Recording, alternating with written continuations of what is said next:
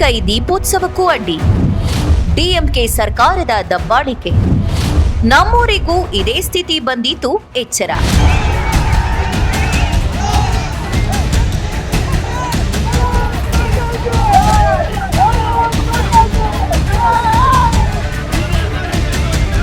ಇದು ಕೇವಲ ಒಂದು ದೀಪ ನಂದಿಸಿದ ಕಥೆಯಲ್ಲ.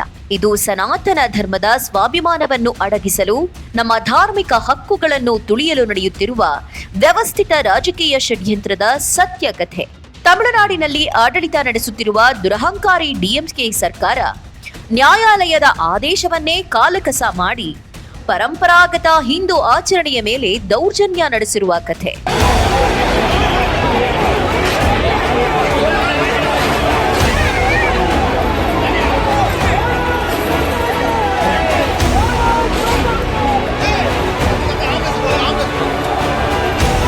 ಪವಿತ್ರ ಕಾರ್ತಿಕೈ ದೀಪೋತ್ಸವ ಇದು ಸಾಮಾನ್ಯ ಹಬ್ಬವಲ್ಲ. ಇದು ದ್ರಾವಿಡ ನೆಲದ ಸಂಸ್ಕೃತಿಯ ತಾಯಿ ಬೇರು. ಮಧುರೈ ಬಳಿಯ ತಿರುಪ್ಪರಂ ಕುಂದ್ರಂ ಬೆಟ್ಟದ ಮೇಲಿರುವ ಆ ಐತಿಹಾಸಿಕ ದೀಪಸ್ತಂಭದ ಮೇಲೆ ದೀಪ ಬೆಳಗುವುದು ಶತಮಾನಗಳಿಂದ ನಡೆದು ಬಂದ ಆಚರಣೆ. ಆದರೆ ಹಿಂದೂಗಳನ್ನು ತುಳಿಯುವುದನ್ನೇ ತಮ್ಮ ಪರಮ ಕರ್ತವ್ಯವೆಂದು ಭಾವಿಸಿರುವ ಸರ್ಕಾರ ಈ ಶ್ರದ್ಧೆಯ ಸಂಕೇತವನ್ನೇ ಅಳಿಸಿ ಹಾಕಲು ಹೊರಟಿದೆ. ಈ ಘಟನೆಯ ಅತ್ಯಂತ ನಾಚಿಕೆಗೇಡಿನ ಭಾಗವೇನೆಂದ್ರೆ, ಇದು ಕೇವಲ ಸರ್ಕಾರದ ಅಸಡ್ಡೆಯಲ್ಲ, ಇದು ಭಾರತದ ನ್ಯಾಯಾಂಗ ವ್ಯವಸ್ಥೆಗೆ ನೇರ ಸವಾಲು. ಈ ಆಚರಣೆಗಳನ್ನು ವಿರೋಧಿಸಿ ದಬ್ಬಾಳಿಕೆ ನಡೆದಾಗ ಭಕ್ತರು ನ್ಯಾಯಾಲಯದ ಮೊರೆ ಹೋದರು. ಮದ್ರಾಸ್ ಹೈಕೋರ್ಟ್ನ ನ್ಯಾಯಮೂರ್ತಿ ಜಿಆರ್ ಸ್ವಾಮಿನಾಥನ್ ಅವರು ಅರ್ಜಿದಾರರ ಪರವಾಗಿ ಸ್ಪಷ್ಟ ಆದೇಶವನ್ನ ನೀಡಿದ್ರು.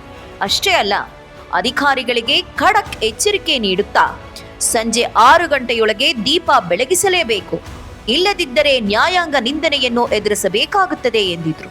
ಆದ್ರೆ ಪ್ರಜಾಪ್ರಭುತ್ವವನ್ನು ಅಣಕಿಸುವ ಈ ಅಧಿಕಾರ ಮದದ ಸರ್ಕಾರ ಏನ್ ಮಾಡ್ತು?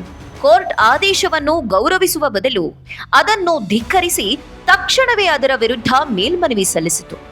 ಅಷ್ಟೇ ಅಲ್ಲ, ಭಕ್ತರು ಬೆಟ್ಟಕ್ಕೆ ತೆರಳದಂತೆ 100 ಪೊಲೀಸರನ್ನು ನಿಯೋಜಿಸಿ ಕ್ರೂರವಾಗಿ ನಿಷೇಧಾಜ್ಞೆ ಹೇರಿತು.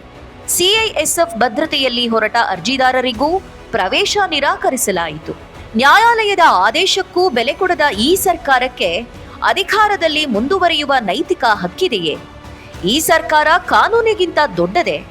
ಈ ಇಡೀ ಪ್ರಕರಣದಲ್ಲಿ ಅತ್ಯಂತ ಘೋರ ಪಾತ್ರ ವಹಿಸಿರುವುದು ಹಿಂದೂ ಧಾರ್ಮಿಕ ಮತ್ತು ದತ್ತಿ ಇಲಾಖೆ.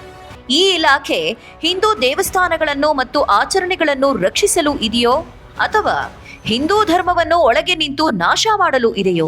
ಇಲಾಖೆಯ ಕೆಲಸ ಭಕ್ತರ ಪರವಾಗಿ ನಿಲ್ಲುವುದೋ ಅಥವಾ ರಾಜಕೀಯ ಪ್ರೇರಿತ ಒತ್ತಡಕ್ಕೆ ಮಣಿದು ದೇವಸ್ಥಾನಗಳ ಆಚರಣೆಯನ್ನು ತಡೆಯುವುದೋ? ಪದೇ ಪದೇ ಸನಾತನ ಧರ್ಮವನ್ನ ಗುರಿಯಾಗಿಸುತ್ತಿರುವ ಈ ಸರ್ಕಾರ ಅಲ್ಪಸಂಖ್ಯಾತರ ಓಲೈಕೆಗಾಗಿ ಬಹುಸಂಖ್ಯಾತ ಹಿಂದೂಗಳ ಹಕ್ಕುಗಳನ್ನ ಬಲಿಕೊಡಲು ಸಿದ್ಧವಾಗಿದೆ. ತಮಿಳುನಾಡಿನ ಈ ಸ್ಥಿತಿಯನ್ನು ನೋಡಿ ಇಡೀ ದೇಶದ ಹಿಂದೂಗಳು ಎಚ್ಚೆತ್ತುಕೊಳ್ಳಬೇಕು.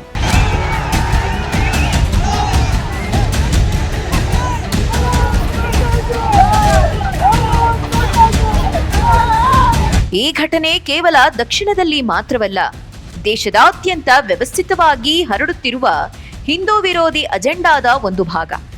ನಾವು ಸುಮ್ಮನೆ ಕುಳಿತುಕೊಂಡ್ರೆ ನಮ್ಮ ಸಂಸ್ಕೃತಿ ಮತ್ತು ನಮ್ಮ ಧಾರ್ಮಿಕ ಹಕ್ಕುಗಳನ್ನ ನಿಧಾನವಾಗಿ ಹತ್ತಿಕ್ಕಲಾಗುತ್ತದೆ. ಕೇಂದ್ರ ಸರ್ಕಾರ ಮತ್ತು ಅಲ್ಲಿನ ರಾಜಕೀಯ ನಾಯಕರು ಈ ದೌರ್ಜನ್ಯದ ಬಗ್ಗೆ ತುಟಿಬಿಚ್ಚದಿರುವುದು ಏಕೆ? ನ್ಯಾಯಾಂಗದ ಆದೇಶವನ್ನ ಧಿಕ್ಕರಿಸುವ ಈ ದುರಹಂಕಾರಿ ಸರ್ಕಾರಗಳಿಗೆ ತಕ್ಕ ಪಾಠ ಕಲಿಸಬೇಕು. ನಮ್ಮ ಹಕ್ಕುಗಳಿಗಾಗಿ, ನಮ್ಮ ದೇಗುಲಗಳ ರಕ್ಷಣೆಗಾಗಿ ನಾವು ಒಗ್ಗಟ್ಟಾಗಿ ನಿಂತು ಬೀದಿಗಿಳಿದು ಹೋರಾಡಬೇಕಾದ ಸಮಯ ಬಂದಿದೆ. ಧರ್ಮವನ್ನು ಉಳಿಸಲು ಪ್ರತಿ ಹಿಂದೂ ಜಾಗೃತನಾಗಬೇಕು. ಹಿಂದೂಗಳ ಶ್ರದ್ಧೆಗಿಂತ ಈ ಸರ್ಕಾರದ ದುರಹಂಕಾರ ದೊಡ್ಡದಲ್ಲ. ಜೈ ಶ್ರೀರಾಮ್, ಹರ ಹರ ಮಹಾದೇವ. ಇಂದು ತಿರುಪ್ಪರಂ ಕುಂದ್ರಂನಲ್ಲಿ ನಡೆದ ಈ ಅನ್ಯಾಯ ನಾಳೆ ನಮ್ಮ ರಾಜ್ಯಕ್ಕೂ ಬಂದೀತು, ನಮ್ಮ ಊರಿಗೂ ಬಂದೀತು. ರಾಜ್ಯದ ಜನರು ಎಚ್ಚೆತ್ತುಕೊಳ್ಳಬೇಕಿದೆ.